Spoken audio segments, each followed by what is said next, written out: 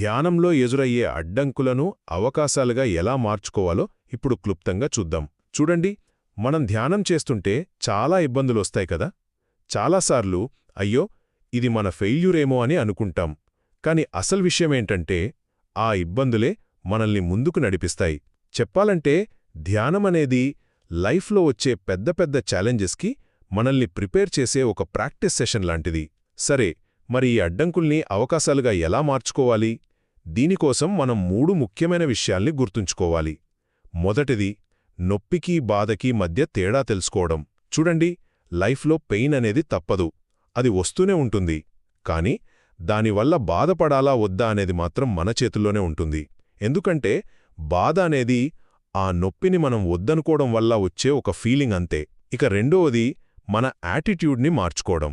ధ్యానంలో కూర్చున్నప్పుడు మనకి విసుగు, నొప్పి, నిరాశ ఇలాంటివి అడ్డుగోడల్లా వస్తాయి. అయితే వాటిని శత్రువుల్లా చూడకుండా ఓకే, ఇవే అసలైన ప్రాక్టీస్ అని అనుకోవాలి. అదొక అవకాశమనమాట.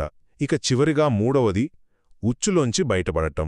మనకు నచ్చని ఫీలింగ్స్ వచ్చినప్పుడు వాటినుంచి పారిపోతాం కదా, అలా కాకుండా ధైర్యంగా వాటిని గమనించమంటారు బుద్ధుడు.